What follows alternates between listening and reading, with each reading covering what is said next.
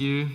Just a quick reminder, if you weren't here last week, we did announce that as an eldership, we are looking to increase our eldership team, and we are wanting to bring Craig Morgan and none other than Tim Fraser on board, but we're throwing that out to you as our faith family, and so if you have any concerns or anything like that, or any questions, please feel free to email me, jason@sunrise.ky, jason@sunrise.ky. Don't come and whisper it in my ear. I will forget. Something will get lost in translation. So then I can take your email, forward it onto the eldership board, we can discuss it, and then come back to you. And then if all goes well, which we're trusting it will, in a couple of weeks' time, we will then pray them in as elders. Great. Imagine with me for a second that you are at a work function and you are standing with your fellow colleagues, your fellow peers, in a circle, social circle, and having a wonderful conversation, and then someone brings up the topic of religion. And you're like, I don't know where this is going to go. But then one of your colleagues starts singing the high praises of Christianity. They start saying stuff like, Christians are just wonderful people. They're some of the most caring people I've ever met. They're some of the most helpful people I've ever met. They'll just drop whatever they are doing and they will come and help you. And they talk a lot about forgiveness, something that I think this world desperately is in need more of. And you're standing there and you're going, wow, this is going really well. And so you chip in terms of how Jesus has changed your life. You say stuff like, I know life can be tough, but my faith in Jesus has never let me down. He always comes through for me in the most amazing and most unexpected ways. And I'm part of a wonderful church family. They really rally around me, and it's just a wonderful faith community where we can encourage each other. And everyone is listening. Everyone is engaged. And then all of a sudden, that colleague, who at one moment was singing the praises of Christianity, his demeanor changes and he says, so how come you Christians believe Jesus is the only way to God? All other religions wrong. And the whole atmosphere in that little social circle gets really awkward. Some kind of like sneak off, others start looking down at the ground. And you're kicking yourself because you realize you just walked straight into a trap. They lured you into the corner where you made it very clear that you're a Christian, but now how on earth are you going to deal with this? How are you going to get out of this? And so maybe if some of us are more combative and we're like, okay, fine, we'll bring it on. And you dive in there and there's a debate and tempers are flaring, and then next minute you say something you regret and you instantly feel that you let Team Jesus down.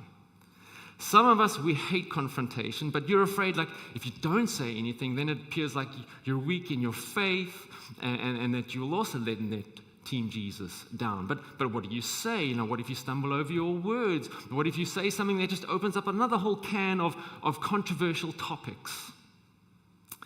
So this morning, we are going to figure out how to spot a trap and handle the trap. So in our text today, we're going to see how some more religious leaders come along to set a trap for Jesus, and then we're going to take some notes in terms of how he handles it, because make no mistake, if they did it to Jesus, they will do it to us, his church. In fact, Jesus sets the ground and the atmosphere like this. He says in John 15, verse 18, he says, if the world hates you, guess what? Know that it hated me before it hated you. If you were of the world would love you as its own. If you were of the world, if you embraced the culture of the world, the ethics of the world, the world view of the world in a sense, its morals, its values, it would embrace you, it would love you, there'd be no problem. But he says, because you are not of the world, you're in the world, but you're not of the world. But I chose you out of the world, therefore the world hates you. So if we stand for Jesus and his ways, he's saying we will face more and more opposition from this world because it is opposed to the ways of Jesus. Then he says this in Matthew 10, verse 16, behold, I'm sending you out as sheep in the midst of wolves. So here we go. So be wise. That means be shrewd, be discerning, have sharp judgment as serpents. Apparently snakes can be wise. And innocent as doves. And so why do we have to be as wise as serpents and innocent as doves? Because wolves don't always look like wolves. Jesus says in Matthew 7:15, they can disguise themselves as sheep. And he was especially talking about false teachers, and they kind of like lure you in with this fine-sounding theology only to devour you, to devour your faith and lead you further and further away from Jesus. So this morning, let's learn how Jesus exposes a trap so that you and we can be better equipped when we face our own. The context, if you remember from last week, is that Jesus and his disciples, they're in the temple. It's Wednesday before his imminent death and crucifixion on Friday. And so we need to prepare ourselves that things are going to only get more intense for Jesus in these next couple of sessions that we have in Mark's gospel. And if you remember, he's just been confronted by some religious leaders who questioned his authority and rejected his authority. No sooner have they walked away when the next wave of religious leaders come along to confront him. But like we'll see, they come with a far more subtle, sinister plan and strategy. So won't you read with me Mark chapter 12 from verse 13 to 17. It says this, "And they sent to him some of the Pharisees and some of the Herodians to trap him in his talk. And they came and said to him, 'Teacher, we know that you are true and do not care about anyone's opinion, for you are not swayed by appearances, but truly teach the way of God. Is it lawful to pay taxes to Caesar or not? Should we pay them or should we not?' But knowing their hypocrisy, he said to them, 'Why put me to the test? Bring me a denarius and let me look at it.' And they brought one. And he said to them, 'Whose likeness and inscription is this?' And they said to him, 'Caesar's.' And Jesus said to them, 'Render to Caesar the things that are Caesar's, and to God the things that are God's.' And they marveled at him." So as we can see, the main point of this incident here is not so much whether we should pay taxes or not, and we should, but not here because we're kind of in a tax haven. That's a whole different story. But rather, what we should see is the main motive behind it. The question was asked to trap Jesus. And now Jesus is going to help us identify a trap by exposing the motive behind it, by exposing the hypocrisy behind it. So here's how we're going to analyze it. We can expose a trap firstly by exposing the plan, in other words, the goal. Then we can expose the strategy. And how do we do those two things? By using discernment. We need spiritual help. We'll finish off with that. So here we go. Number one, let's expose a trap by firstly exposing the plan or the goal, or in other words, discovering what is the purpose of this trap. And it's not always immediately obvious. And just in the opening verse, we pick up some clues. Look at this, verse 13. "And they sent to him some of the Pharisees and some of the Herodians to trap him in his talk." So we read that and go, well, whoa, this sounds very coordinated. This sounds very intentional. They sent to him. So something is going on in the background. Something's brewing in the background. Who is this they that sends this delegation to trap Jesus?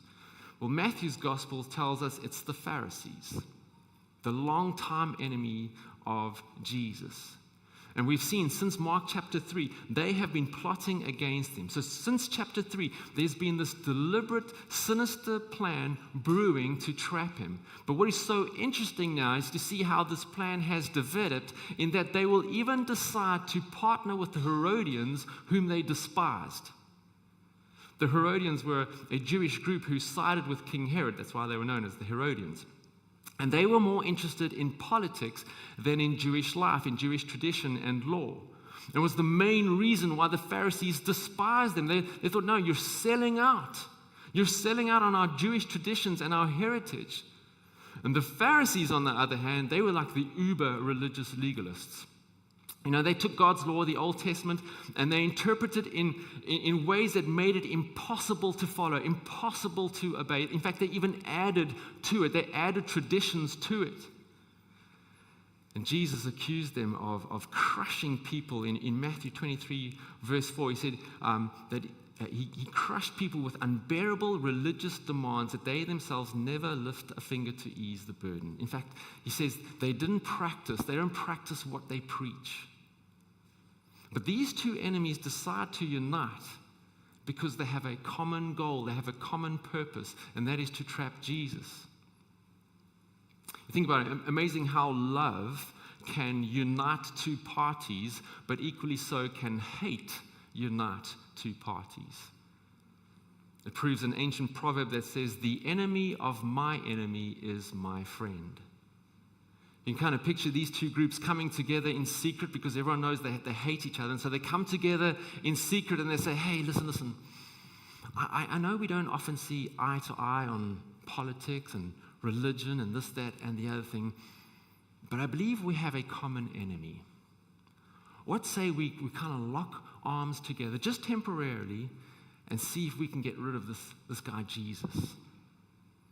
And Jesus is a threat to the Pharisees' religious authority. Jesus is constantly undermining how they interpret the scriptures by the way he teaches, and he's openly critical of them. He accuses them of hypocrisy, and he's constantly warning the crowds against them. And the Herodians think that Jesus is going to upset the status quo with King Herod. This large following that he has is like, whoa, no, King Herod's not going to be happy with this. But if we can keep King Herod happy, then we get to live a good life. So what do they need to do? They need to prove that he is a threat to Rome. If they can get him to say something that proves that he's a threat to Rome and a threat to Caesar, they can run off to Pontius Pilate and have him arrested. In fact, that word trap in the original Greek means to catch a fish. So that they want to lure him in and catch him. Now, like we said, it's not always easy to expose or even identify a plan, whether it's a plan against us personally for whatever reason it might be, or a plan against Jesus, against the gospel, against Christianity. But we can be sure that where the gospel is perceived to be a threat to the status quo, there will be pushback. There will be opposition. We need to understand that just like the Pharisees and the Herodians, their status quo in the world, they have a status quo in the world that they did not want disrupted. Like we said, the Pharisees wanted their authority and power over the people from a spiritual, theological point of view, and the Herodians wanted their favor from Herod. And so Jesus rolling into Jerusalem with this unprecedented authority, going into the temple, turning over tables, preaching like no one has ever preached before, performing miracles, and gathering more and more of a large following is a serious threat to their status quo. And if you and I, we go into the world with the way of Jesus and with the gospel, it's going to disrupt the status quo of many people and even governing and authoritative institutions. So there's either going to be a very aggressive pushback like we've seen throughout church history with the martyrdom of so many faithful missionaries, especially in countries that are closed to the gospel. Or we're going to see a more subtle but equally sinister pushback like we're currently seeing in the West. A slow restriction or a slow constriction of Christian freedom. And for one, being the eradication of Christianity from most or many public educational institutions. But like Jesus said, in the midst of wolves, so we are to be wise like serpents and innocent like doves. Notice he's still sending us. Even though the world is increasingly antithetical to the truth, we're still to go and live it, and we're still to go and proclaim it. But we are to be wise, and we are to be discerning in how we do that, as well as innocent in the way we go about it. We're still the way we do it must still bring honor and glory to God. And that's exactly what Jesus is going to model for us in this situation. Okay, so like we said, they have to catch him out in his word that would prove that he is a threat to Rome. So what are they going to do? Well, that's the easy part. The top three most controversial subjects. no matter what century you're living in, no matter what culture you're living in, is sex, power, and money. And they just so happen to find one that combines two of the three, power and money. So point number 2, we can expose a trap by exposing the strategy. But now, before they can simply jump to the power and the money part, they kind of have to build up to it. They have to be subtle about it, otherwise it won't work. It'll be too obvious. So this first stage in the strategy is what I call the buttering up stage, the flattery stage.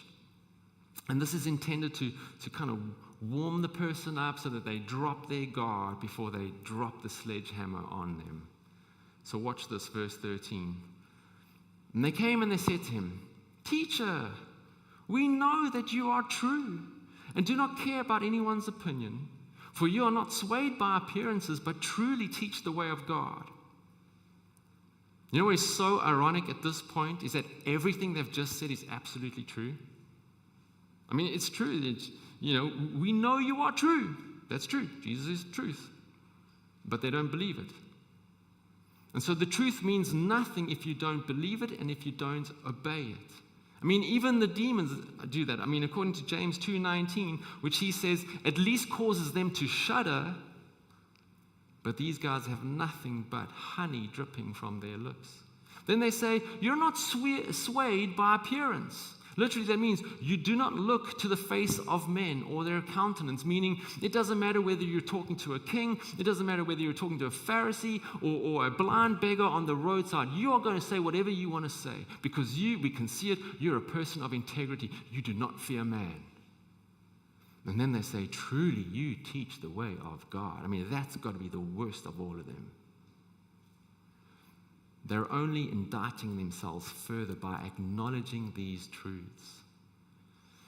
Now, all of this was said to paint Jesus into a corner. This was said so nicely and so eloquently so that the whole crowd in the temple could hear this. Now, there's no way Jesus can answer this next question in a compromising way because of who he is and how he's just been clarified. Now they drop the bomb. Is it lawful to pay taxes to Caesar or not? Should we, the Jews, pay them or should we not?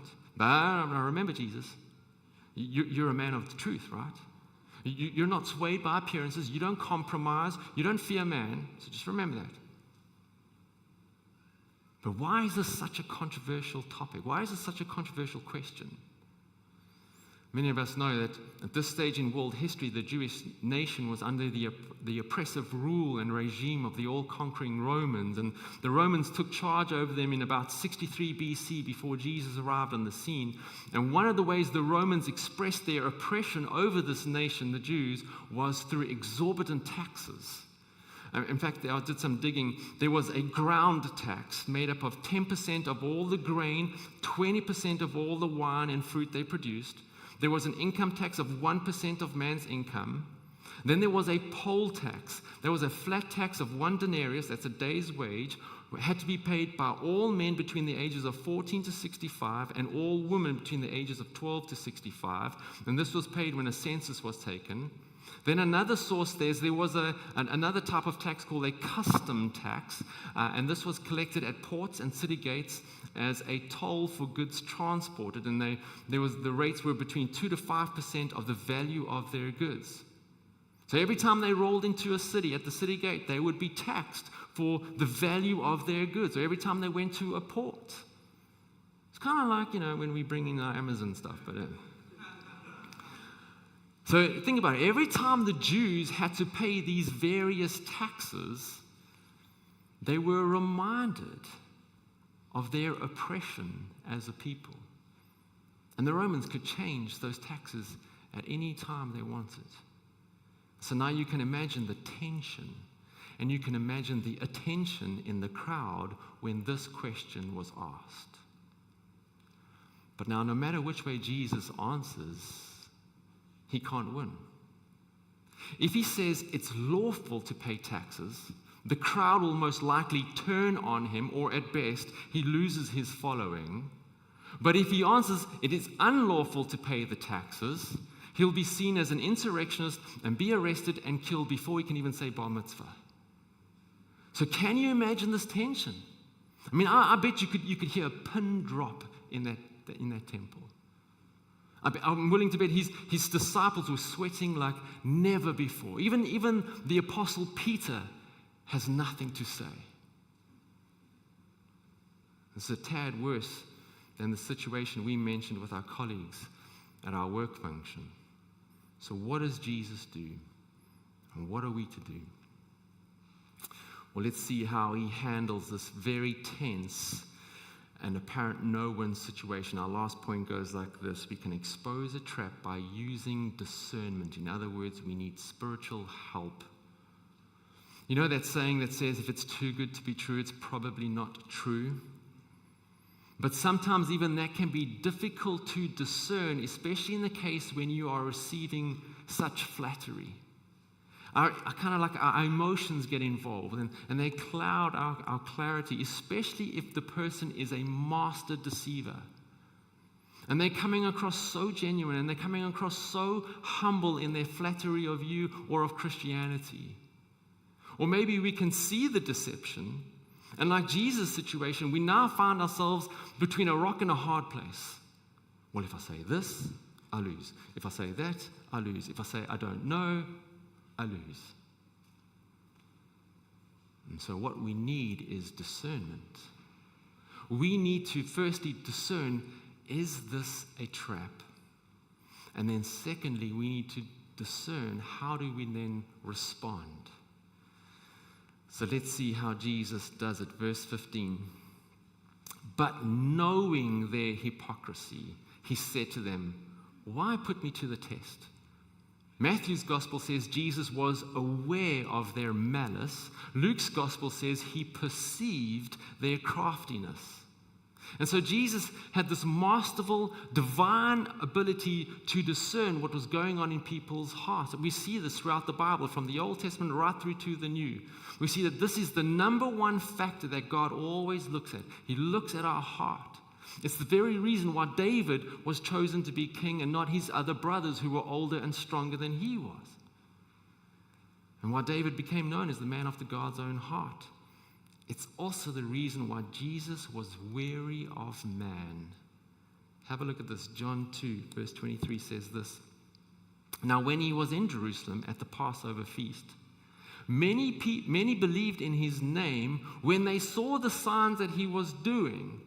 But Jesus on his part did not entrust himself to them because he knew all people and needed no one to bear witness about man. Here's the reason why.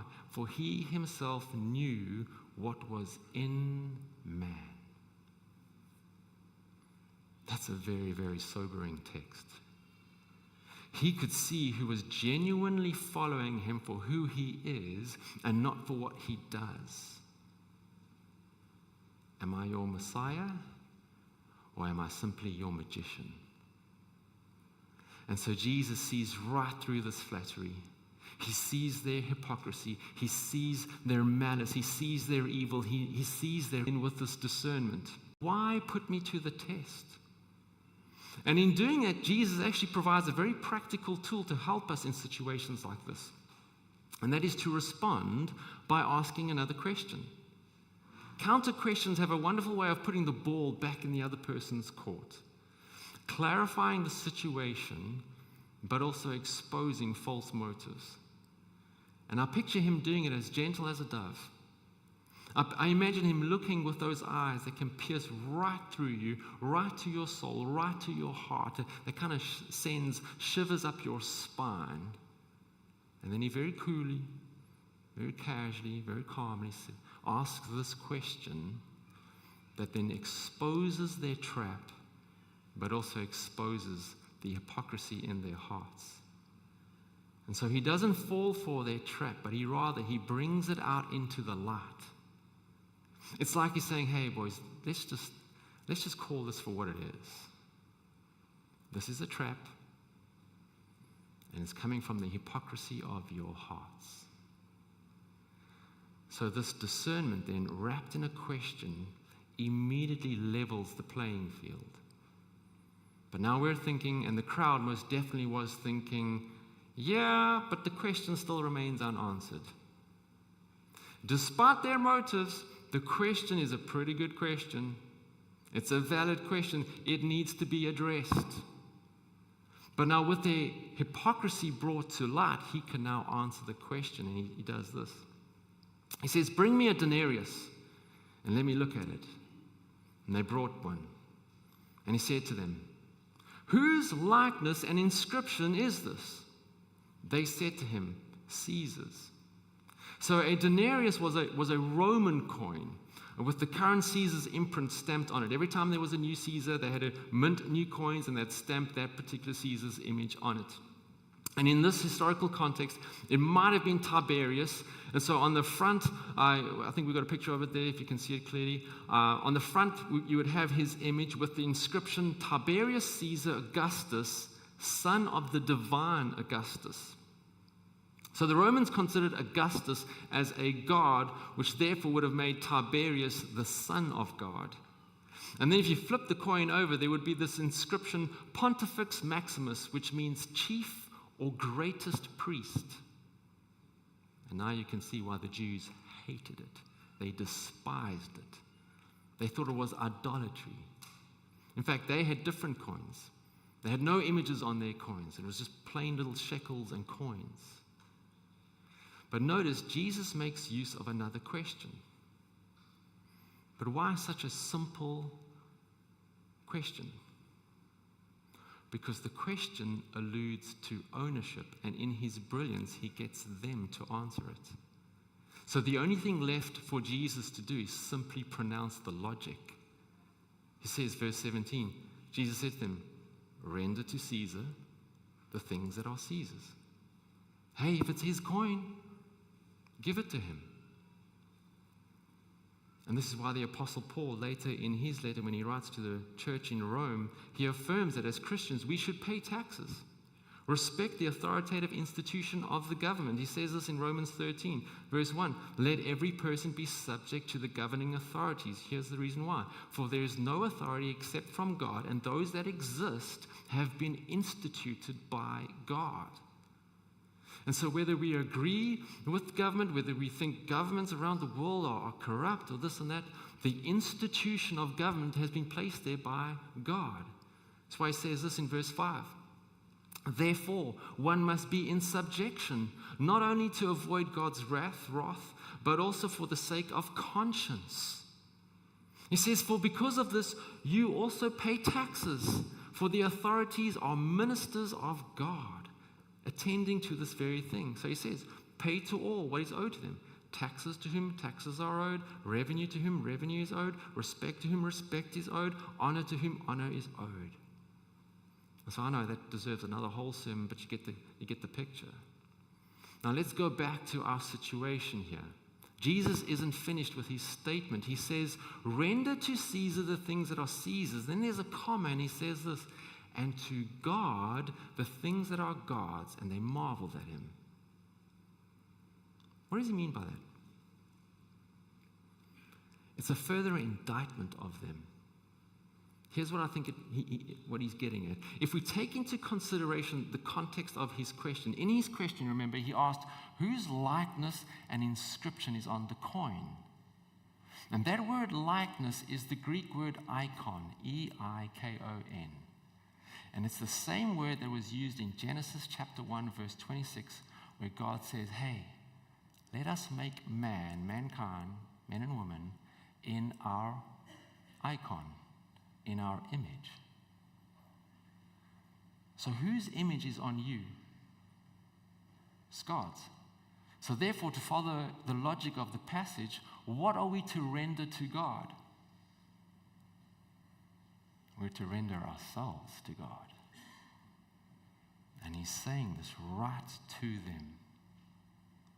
You are to render yourselves to God, who, by the way, is standing right in front of you. But instead of giving themselves to him, instead of being cut to the heart and repenting of their sin, they're defying him with their hypocritical trap and hearts. So let's try to finish off as practically as we can. Like we said, or like Jesus said, we're living in a world that is increasingly hostile and negative to the good news of Jesus. And in that hostility, we might come across a deceptive trap or two. And as we're seeing, we need discernment. So how do we get it? 3 things, and then we're going to apply them to our work function that we started off with. So firstly, render yourself to Jesus. Not to this world, not to the fear of man. We were created in His image and His likeness, so it only makes sense that we give ourselves over to Jesus, not to the culture of the day. Number 2, depend on the Holy Spirit. As we give ourselves to Jesus, not only do we receive the Holy Spirit, and then He begins to help us become more like Jesus, not only that, but we receive His help in discerning possible traps that we might find ourselves in. And He can give us the wisdom and He can give us the words in that very moment to deal with that situation. But I also want to say this. It also means that you can prepare for traps. There's that saying that says to be forewarned is to be forearmed. And so if we know that we're living in a world that seeks to undermine Christianity, we can take the time to prepare for these traps, these tests. We can think, what are some of the most controversial things in this world, and how do I, as a Christian, from a biblical perspective, how would I defend my position, Christianity's position? How would I answer these questions? And so you can prepare for them. Thirdly, lastly, use questions. A good friend of mine uses this tactic a lot, and he advises me to do this.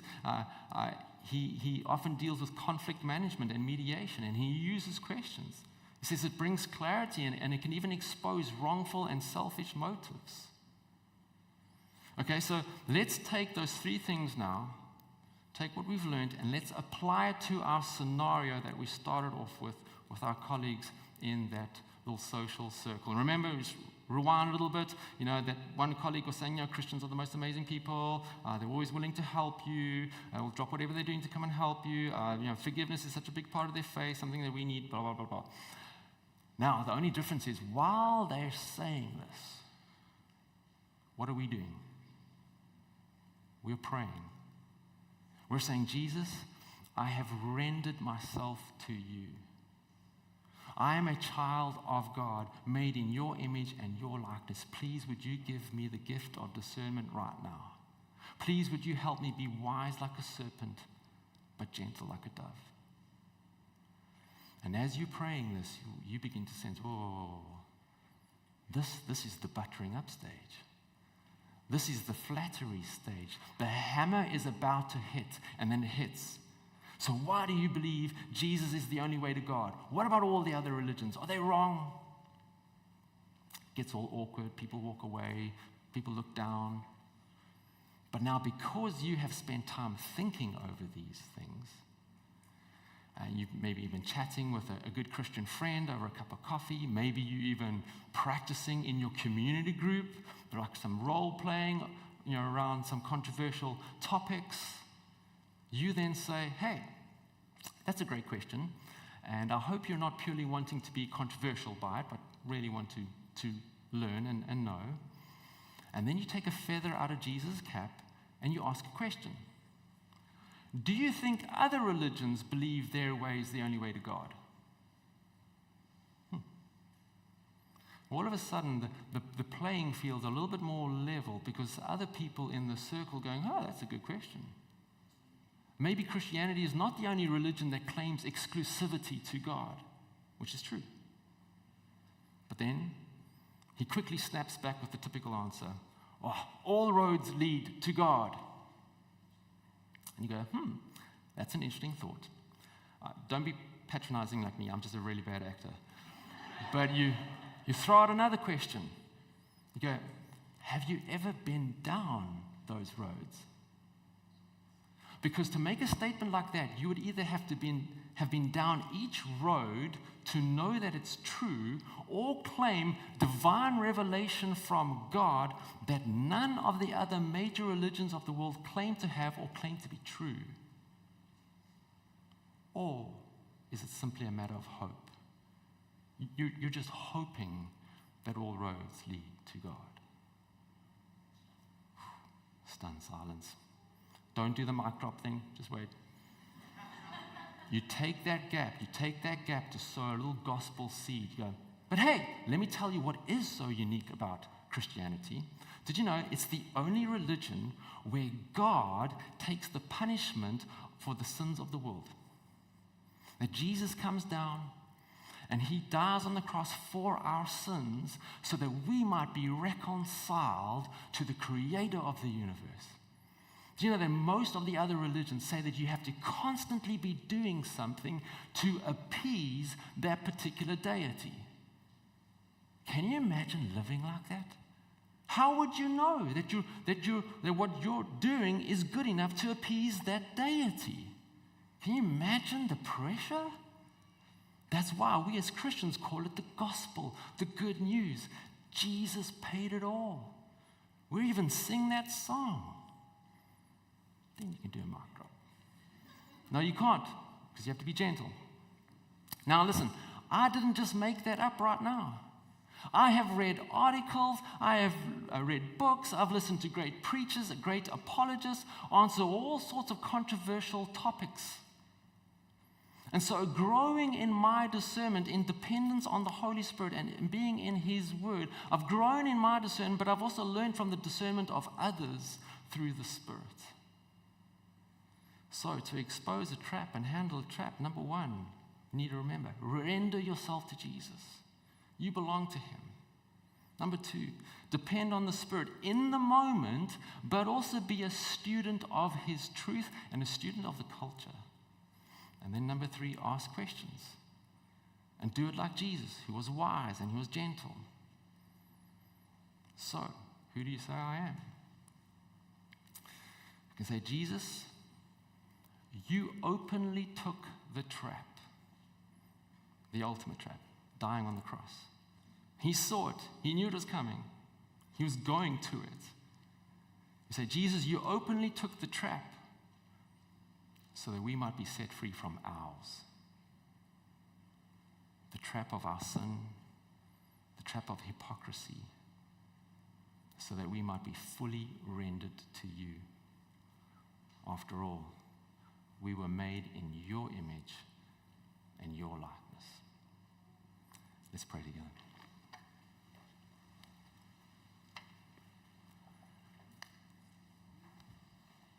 Father, I really want to thank you for your word,